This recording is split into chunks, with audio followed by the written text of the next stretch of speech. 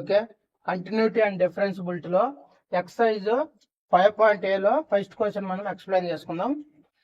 Prove that the function f of x equal to 5x minus 3 is continuous at x equal to 3, x equal to minus 3 and at x equal to 5.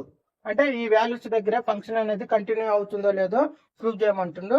Okay, మనం introduction class లో continuity కావడానికి 3 condition చెప్పుకున్నాం. ఆ 3 condition ని satisfaction చేసినట్లయితే ఆ function అనేది continue అవుతుంది.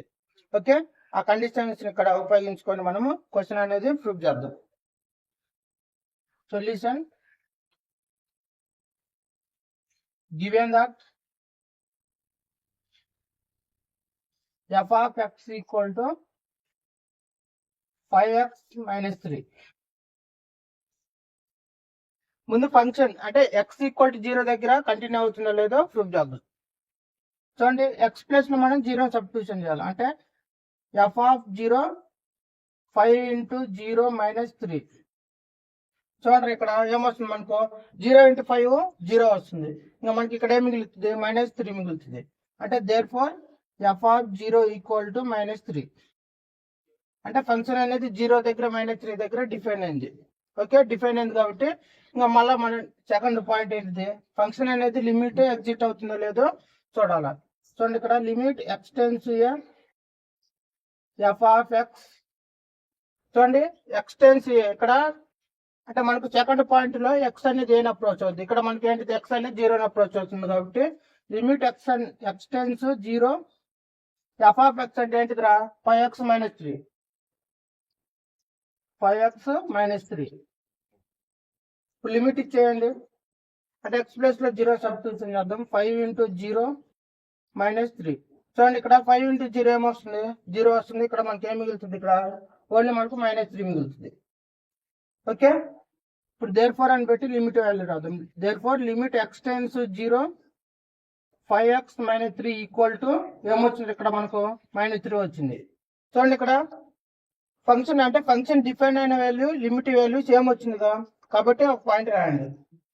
There four f of a equal to limit x tends f of x. అంటే థర్డ్ పాయింట్ ను కూడా సాటిస్ఫాక్షన్ చేసింది కాబట్టి మళ్ళీ దేర్ ఫోర్ అని పెట్టి function is continuous at a value దగ్గర? x ఈక్వల్ టు 0 దగ్గర కంటిన్యూ అయింది. x ఈక్వల్ టు 0 అని. ఓకే, ఇది ఫుల్. నెక్స్ట్ మనం x ఈక్వల్ టు -3 దగ్గర కంటిన్యూ అవుతుందో లేదో ప్రూవ్ చేద్దాం. చూడండి, ఇక్కడ x ప్లస్ లో 0 అంటే 0 పెట్టినాం. ఇక్కడ చూడండి, x ప్లస్ లో 3 సబ్స్టిట్యూషన్ చేద్దాం. x ప్లస్ లో 3 అంటే 5 into -3. 5 into -3 ఏమొస్తుంది? ఇక్కడ మనకు -15 వస్తుంది. -15 -3 ఏమొస్తుందిరా?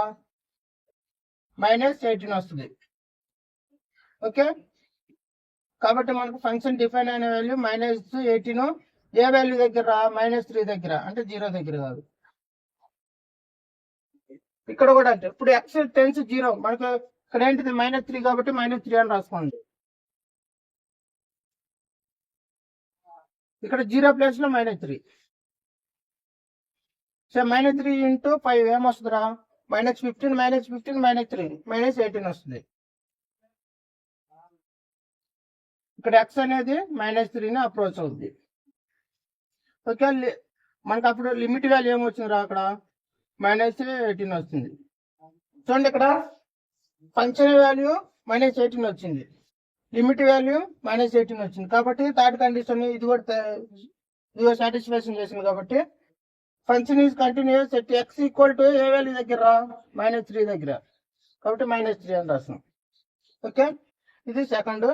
నెక్స్ట్ మనకి ఎట్ x ఈక్వల్ టు 5 అంటే 5 దగ్గర కూడా మనము లిమిట్ అంటే కంటిన్యూ అవుతుందో లేదో ప్రూవ్ చేయమంటుంది. సో ఇక్కడ -3 ప్లేస్ లో మళ్ళీ మనం ఓన్లీ 5 సబ్స్టిట్యూషన్ చేయాలి. 5 into 5 25 లో నుంచి -3 తీసేసినట్లయితే ఏమో ఉంటుంది? ఇక్కడ మనకు 22 ఉంటుంది. ఓకే, 22 అంటే ఇక్కడ -3 బదులు 5. ఫంక్షన్ డిఫైన్ అయిన వాల్యూ 22. ఇప్పుడు లిమిట్ వాల్యూ కూడా కనుక్కున్నాం. ఎక్స్ అనేది దేని అప్రోచ్ అయ్యేది 5 కాబట్టి 5 అని రాసుకుందాం. -3 ప్లేస్ లో 5. 5 × 5 25. 25 లో నుంచి -3 పోతే ఏమొస్తుందిరా 22 వస్తుంది. 25 నుంచి -3 22. సో ఎక్స్ అనేది దేన్ని అప్రోచ్ అవుద్దిరా 5ని. లిమిట్ వాల్యూ మనకి ఇక్కడ ఏమొచ్చింది 22 వచ్చింది. చూడండి ఇక్కడ ఫంక్షన్ డిఫైన్ అయిన వాల్యూ లిమిట్ వాల్యూ 22 అంటే సేమ్ ఉన్నాయి కాబట్టి థర్డ్ కండిషన్ మనకు సాటిస్ఫాక్షన్ చేసింది. Function is continuous at X equal to A value దగ్గర 5 దగ్గర. కాబట్టి థర్డ్ కూడా మనకు కంటిన్యూ ఉంది. నెక్స్ట్ సెకండ్ క్వశ్చన్ ఎక్స్ప్లెయిన్ చేసుకుందాం. Second question examine the continue of the function f of x equal to 2x² - 1 at x equal to 3.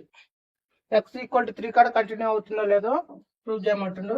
చూడండి last question ఏ విధంగా అయితే సాల్వ్ చేసినామో ఇది కూడా ఆ విధంగా. గివెన్ దట్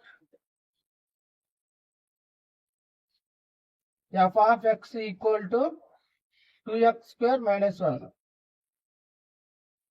x ప్లేస్ లో మనం 3ని సబ్స్టిట్యూషన్ చేయాలి. అంటే f of 3 equal to 2 3² - 1. చూడండి ఇక్కడ 3² అంటే 9, 9 × 2 అంటే 18, 18 లో నుంచి -1 తీసేస్తే 17. ఓకే, దేర్ఫోర్ f of 3 మనకి ఏమొచ్చిందిరా 17 వచ్చింది. అంటే ఫంక్షన్ అనేది డిఫైన్ అయింది. తర్వాత మనకి సెకండ్ కండిషన్ ఏంటిదిరా లిమిట్ ఎగ్జిట్ అవుతుందో లేదో ప్రూవ్ చేయాలి. చూడండి limit x tends f of x that equal to limit ఎక్స్టెన్స్ ఇక్కడ దేని అప్రోచ్ అవుతుంది x 3ని అప్రోచ్ అవుతుంది. కాబట్టి 3 f of x అంటే ఏంటిదిరా 2x² - 1. ఇప్పుడు లిమిట్ ఇచ్చేయండి ఇక్కడ ఫంక్షన్ కి. అంటే 2 × 3² - 1. 2 × 3² అంటే 3² అంటే 9, 9 × 2 18, 18 లో నుంచి -1 తీసేసినట్లయితే 17. అంటే therefore limit x → 3 2x² - 1 equal to 17. చూడండి ఇక్కడ ఫంక్షన్ డిఫైన్ అయిన వాల్యూ ఫంక్షన్ అంటే లిమిట్ ఎగ్జిట్ అయిన వాల్యూ 17 అంటే సేమ్ వచ్చిందిగా. కాబట్టి దేర్ ఫోర్ అని పెట్టండి limit x tends a f of x equal to f of a.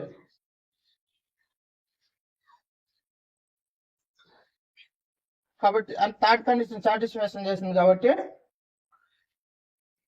Function is continuous